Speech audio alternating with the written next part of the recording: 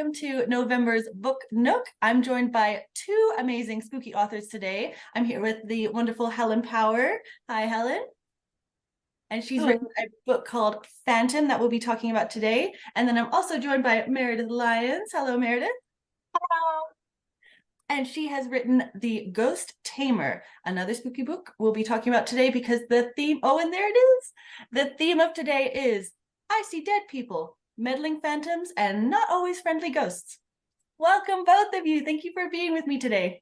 Oh, thanks so much for having us. Yeah, I'm really excited. Introductions. Meredith, let's start with you. Could you tell us a little bit about yourself and a little bit about Ghost Tamer? Sure. Ghost Tamer is my first book. I grew up in New Orleans, lived in Chicago for 17 years, where the book is set. Now I live in Nashville. I'm a former competitive international fighter, but I live mostly a nonviolent life now, although I do have several swords.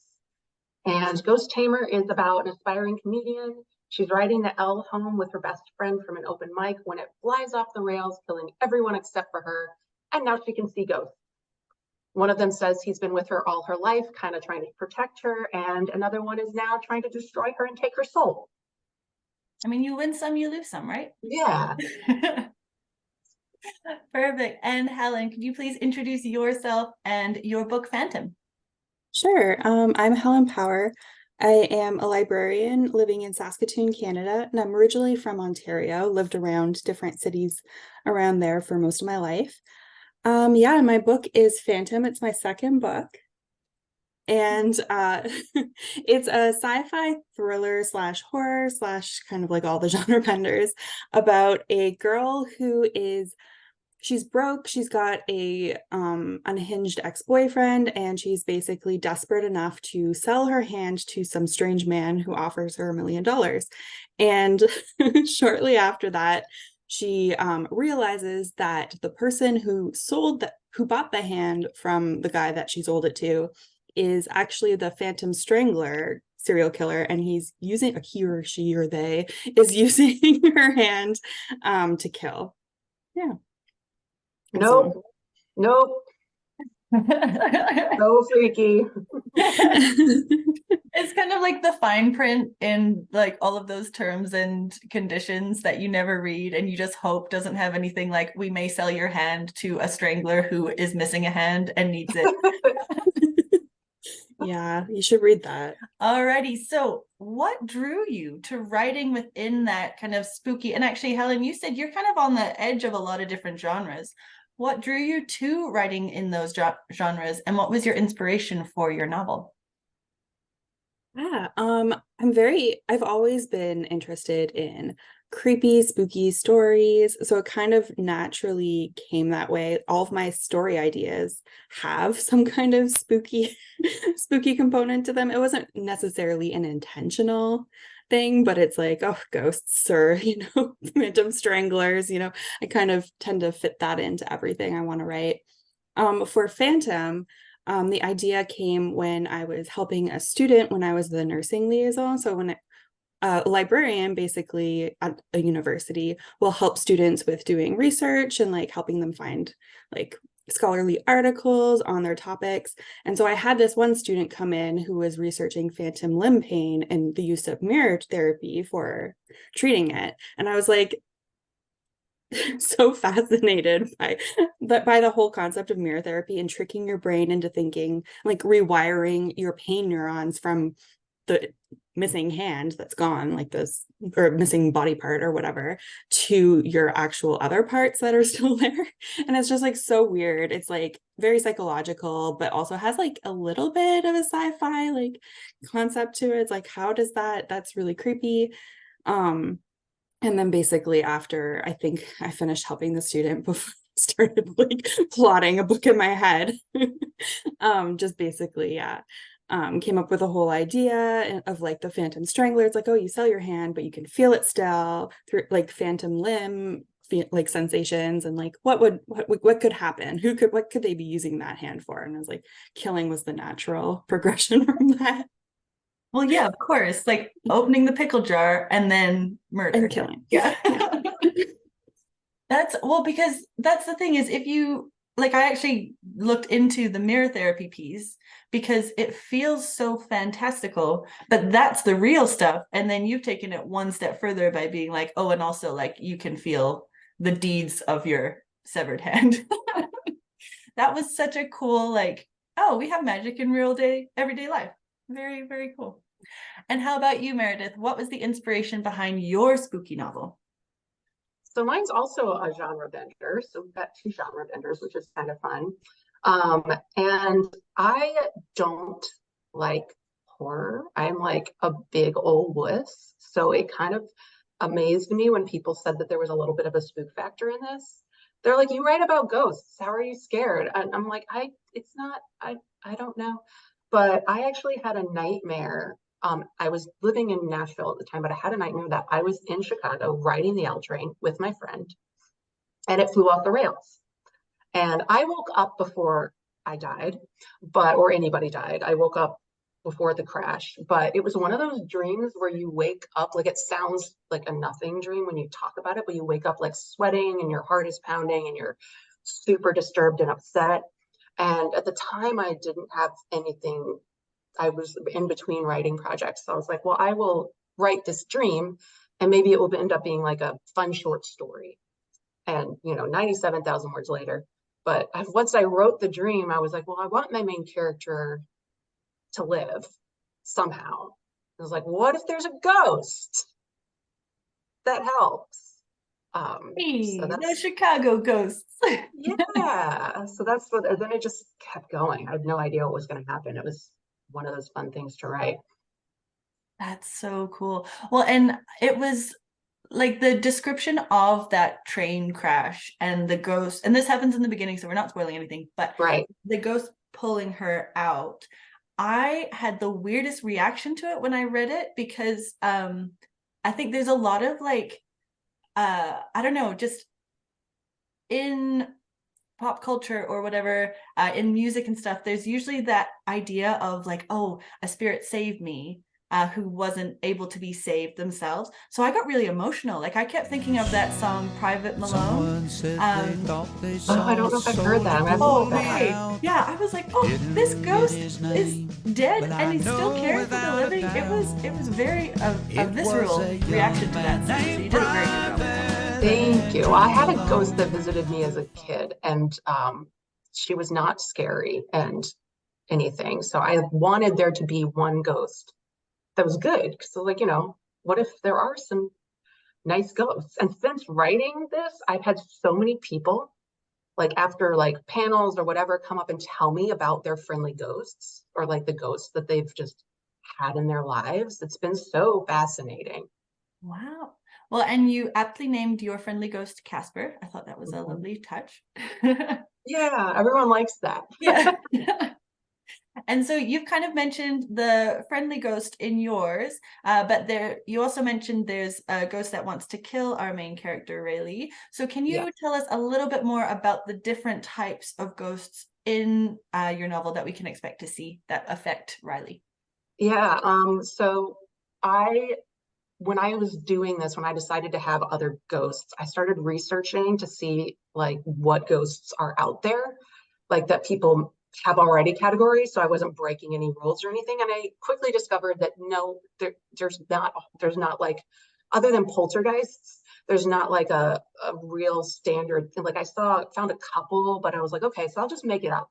Yeah. And I wanted all of my ghosts to have the ability to become poltergeist if they worked hard enough, kind of like using a muscle or whatever. So I was like, I don't want to use poltergeist. So I'll just make up different ghosts. So I made up like a couple of different kinds, and some of them they like because they're on a different plane. So I'm getting into my little sci-fi bit. They're on a different dimension than we are. They like things like they like to taste emotions, or they like to create emotions in the living, and they like to like experience that. So some of the ones want to feed off of your negativity or your sadness, and they'll like try and poke at you to get more of that out of them. And there's some of them that know what's going to happen. I called these ones oracles, that they can see like the future. The time is not linear for them. So they'll find someone, and they really like people who can see them. If they find out you can see them, then they'll target you more because it's easier to get what they want out of you. So the oracles would come and just tell you things that haven't happened to you yet, just to like freak you out. And the big bad ghost is called a Jamani. And he just likes to cause strife and havoc and chaos. And if he kills you, and he's very strong, able to move things. If he kills you in life, he kills you, he's able to then latch over and take over your soul. Which is, what we don't really want. So it's good that she's got Casper on side to hopefully figure out a way to avoid that outcome. Exactly. And then Helen, yours is less like ghosty, but there's still that phantom kind of second plane feel to what Roz experiences. Can you tell us a little bit more about the specter aspect of your novel and how it affects Roz? Oh, and you're on mute. I'm still muted. Yeah. So basically, shortly after she gets her hand chopped off to be sold, she has a lot of phantom limb pain, and she tries some traditional therapies. She probably should have tried all of them, but she's very impulsive and and manipulative, and did not try all of them, also because I didn't want the book to take several years. Or the character, like the plot line, to take several years before she tries the experimental drug. But basically there's this experimental pain relieving drug on the market. It's the first round of human trials, and she's like, oh, this will work. And then she takes it and it does work, but it has that mysterious side effect of connecting her to her missing limb. So she feels it doing a bunch of stuff, not just killing. She feels it doing other things. Yeah. And basically it was just kind of like that psychic connection piece that I wanted. And I wanted it to be facilitated by something experimental, so that it's not necessarily something that you'd see commonly throughout the world. It's just like this, possibly just a one shot. This happened the one time you get a psychic connection to something and they're killing everyone. Oh, man. But yeah. Yeah, I would want a connection to a manicurist, like someone who gets hand massages every day. Oh yes, that would be so relaxing. Yeah. No. Yeah. Unfortunately. Well, and what I love about how you set up Roz is that she's not the nicest of people, and she's had a very hard life up until the point where we connect with her in the novel, and she drinks too much, and then she is in an abusive relationship. So she's already like, we're at our most ready for change when we're at our lowest type thing. Like she's rock bottom and then further down. But then you add to that, like she's a heavy drinker, a gambler, doesn't have many like social connections that would maybe pull her out before she gets into that state where she's ready to chop her hand off. And then once she does, she's in such an extended period of pain that you're also wondering, like, well, what is real and what is just pain addled, alcohol addled, like where's the truth? And I get why she's reacting so impulsively to her situation, because she hasn't really had a relaxing Sunday ever, she hasn't been able to regroup ever. Yeah, for sure. And I think like even once she gets the $1 million and she's got the pain, and even once the Ryafin starts working, she's kind of like, she's still not happy, because it's not like it's not what she wanted. She wanted to be a successful artist. She wants to be happy. And like, one of the subplots is like her relationship with her mother, and how she views herself to be so different from her mother, but she's not really that different from her mom. Like her mom was like she kind of tries so hard to be different from her mom that she's impulsive, where her mother was always like fearful and staying at home. So that's why she's like, doing all these reckless things, and also a little bit of self-loathing thrown in the mix to influence some of that that recklessness. Yeah. But then it kind of turns out she really is a lot like her mom. And one thing that I liked exploring in the book was just like the concept of mirrors, not just with the mirroring of feeling like what the killer's doing, but like that whole relationship with her mom, but also the relationship or the similarities between her and the killer. Kind of, they both have similar backgrounds, but one is seemingly nice, but you know, a terrible person, obviously murdering people, whereas Roz is a bit of the opposite. So she's very abrasive, but deep down she feels really bad about how she is, and she starts to change as the book progresses. She doesn't become a perfect person, and that's something that some reviewers were unhappy about. I'm like, this book takes place over like 3 months. Yeah. she's not finished her journey of being a better person, but she's starting to take the steps. And I think that's more realistic because she starts off so flawed and broken. And yet it's almost more hopeful that we just see those beginnings of change, and we see the change happening not everywhere, but in those places that matter. My biggest thing is I was like, I want justice for her roommate because her roommate put up with a lot. No, she was one of my favorites, actually. I Little things love like to be that. really mean to my favorite characters, and I was like, I'm just gonna keep that poor thing. Well, and that leads us nicely into our next question. There are a lot of really lovely side characters in both of your novels. So, Helen, we'll start with you. What was your favorite side? Who was your favorite side character to write, and what was your favorite quirk you liked about them? That's really funny because like I wrote some notes because I knew you would ask that question. And I was like thinking like because the problem is with her roommate isn't really a focus of the story. So I'm like, it can't really be my favorite character. But I think my favorite character might be her love interest, Jace, who's a PI, and he's kind of like no nonsense. And even in the very beginning, he's like, you're lying. I don't believe anything you're saying, kind of thing. And she kind of like starts to try to she convinces him to help her, you know, for a fee. And then as the story progresses, he kind of warms up to her. And I really think that her relationship with him, along with her relation or going to therapy regularly, starts to help her to recognize like what she's doing is destructive, and all the while trying to catch a killer, you know, just you know, usual character Very development while interesting to-do list.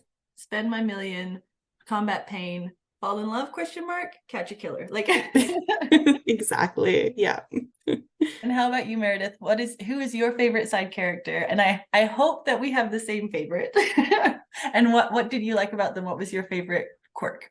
I really enjoyed a lot of my side characters. It's really hard to pick one. I think my favorite one, just like if I like favorite one that I like the most, would be Livonia. She just came fully formed onto the page and just knew more than I even knew. And I, being from New Orleans, I loved throwing the Cajun bit in there. I actually went toe to toe on some spelling with my editor a couple of times. I was like, it is not French, it is Cajun French, and this is correct, and I will die on this hill. So the real Cajun French is in there. But one of the really I really loved writing Dylan. I based him on one of my ex-boyfriends, and was so super satisfying every time I get a text from a reader that says like, Dylan sucks. I'm like, yeah, he does. So that was I really satisfying. I feel like you really captured the crappy ex-boyfriend character in Dylan. Like, oh yeah, you did a very good job. Maybe he'll read it someday. Yeah, it's Probably not. definitely. Probably not.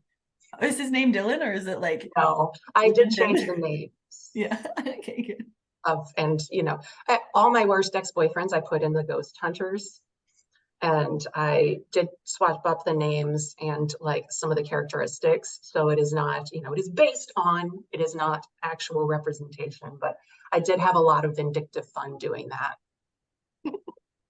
Amazing. Yes, we cannot sometimes get our revenge in life, and so we do it in fiction. Exactly. And what is something in your novel that you really nerd out over, that you wish people would ask about or that you could talk about but don't? Here's your chance, Meredith.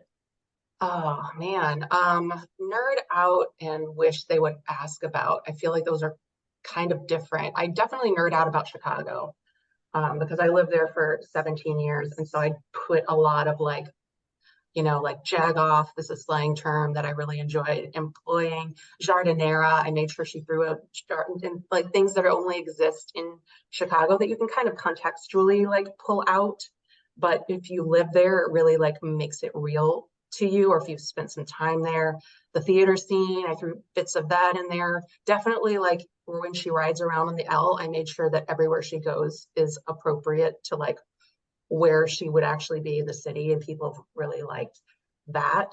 So that I really feel like I was definitely like nerding out over, like once we decided, no, it's going to be Chicago, like just went nuts with that. And then what I've always wished people would ask about though, and I never get questions about, is the theme of forgiveness in the book, because I deal so much with grief. And I had this huge debate when I first got beta readers. I had 20. I don't know if I recommend this, but I did this long form group, and there was like literally 20 people on a Zoom. Very overwhelming, really great notes. But yeah, so I had literally half and half were on the fence about forgiveness. Like they were like, something should not be forgiven. And the other half were like, forgiveness is actually really powerful. And I was like, and my point with the whole forgiveness thing is not that I necessarily believe that everyone deserves forgiveness, but I believe that it's for the person doing the forgiving more than often the person being forgiven. You can forgive someone and not allow them back into your life. And you can forgive someone and not forget what they've done. So that is something that I've always wanted a question on, and I never get it. So thanks. Perfect. Yeah. And it's such a beautiful message too, because it's a power you can give yourself, is to forgive someone else. Exactly. Yeah. And then they no longer have that power over you. Yes. Yeah. Well, because as we see in your book, negative emotions attract really bad spirits. So if you're not forgiving someone, you've got all that negative twisted up inside you, you're going to get a demoni. Which is why I had Rayleigh start in such a bad place. And we have to watch her crawl her way out, because she was all negative at the beginning. Yes. Well, for good reason. Yeah. There was a lot of reasons that you're like, yep, I get that. It's been a bad year. Yeah. Definitely a lot of survivor's guilt and a lot of denial of grief. Yeah. And then how about you, Helen? What is something in your novel that you nerd out over? And what is something that you wish people would ask about? Yeah, so what I nerd out over, I mean, I kind of talked about it a little already, but like the whole mirror therapy, I was like really intrigued by that. I've noticed like one thing that I'd kind of nerd out about is like just like including libraries and like library related things, because I work as a librarian, and already like a few of my coworkers and like some friends who are librarians elsewhere have been like, oh, that was my favorite part of the whole book, was the scene in the library. And it was funny because like my editor did want me to cut it, and I was like, no. People do go to the library to ask dumb questions like all the time. Like you think people are smarter, but like they're not. Like they do ask things that they can Google. So like so some library representation. It's very accurate. People might not acknowledge that they would do that, but they're just not self-aware enough to realize that they probably done that, or that others would do that. And yeah, so I really liked, it was fun, that whole library scene. And I do like including like little Easter eggs, either to things that I like or things that like my other, like I have my first book, it's right there, the Ghost of Thorwell Place with Cam Cat books, and I did put in a character in both, and I'm like, I don't think anyone noticed, which is funny. I'm like, if you want to know who it is, you just have to read it. But yeah, so I kind of enjoyed that. And like even just one point, she wears a Hailstorm t-shirt, which is one of my favorite bands. And it was funny because some person on Instagram like put in their story like, OMG, Hailstorm, and then tagged me, and I was like, somebody else is a fan too, kind of thing. It's just like fun little things like that. I love that. And those little Easter eggs and those little nuggets, that's going to be like the coolest thing for a reader who is doing that close reading to make those connections, because I know as a reader, when I notice something like that, I'm like, oh my gosh, I'm basically a detective. Like it really makes a difference. And okay, so what is your quote or passage that you can give us a little taste test of your novel, Helen? Okay, so I didn't really prepare anything, but I decided I wanted it to be my tagline and just some like backstory. So it's so hard to write the tagline for your book. And it's like they're like, I'm give us the a worst few. at writing taglines. I'm like, they wanted me to pick another one, and I'm like, no, I cannot. This is all I have. It's like, This is yeah, I mean, I wrote a bunch of really bad ones and I'm like, well, this one kind of works. This one kind of works. And then I wrote one that was a joke, and that's the one that they ended up using. And it's actually like, I love it a lot now. But at the time I was like, oh, I don't know. But basically, okay, sometimes even serial killers need a hand. Oh my God, I do like it. Show your cover again. I just love your cover so much. Yeah. It's so cool. So beautiful, and it's so spooky. I And love how the finger pokes between the words. Yes. Yeah. oh, And I the love dripping. And that. then actually, this is a fun little Easter egg, I guess. I don't know. But in the book itself, like, so after they designed the cover, I still had like one round of like edits to do or something, or like copy edits. I can't recall. But what I did was I changed the description of the pill to be a milky white capsule so that it would be like, ooh, this is like whatever Oh, Leviathan drug is like on her hand kind of thing. That's that's so fun. cool. Oh, very cool. And what I will say is a huge thank you to both of you, because I am a big baby when it comes to horror, and yours was very like approachable for someone who is a big baby, and there were bits that I could kind of skip through, but still feel like I got a sense of the plot. So yeah, it's very, very good for people who are little babies like myself. Some reviewer called mine like horror light. They said it was more like because there's a lot of humor in it too. They're like, it's more like a Ghostbusters type horror if you want to look at that. And I was like, yeah, I could if you were going to call it horror at all, I would say yes, horror light. Horror light. Perfect. Like Helen's is definitely more horror Yes. through horror than mine, I think.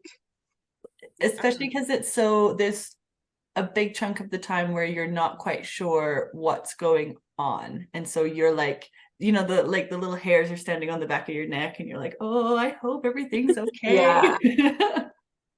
And Meredith, do you have a quote or passage that you can share with us as a teaser for Ghost Tamer? I am going to do a little passage. I like this passage because it kind of gives a sense of like the tone of the book, which I think surprises a lot of people, like in a good way. But so what is happening here? Rayleigh has found some ghost hunters online, and she is determined to go and visit them to see if they have the answer. And Casper is just not into it. He's against this whole idea. So I started to pick my way through the gap in the fence where presumably a gate was once detached when Casper stepped in front of me. Rayleigh, this is a shithole. You're incredibly judgy today. You're not going into this dump. Mission aborted. He folded his arms across his chest as if he had authority over me.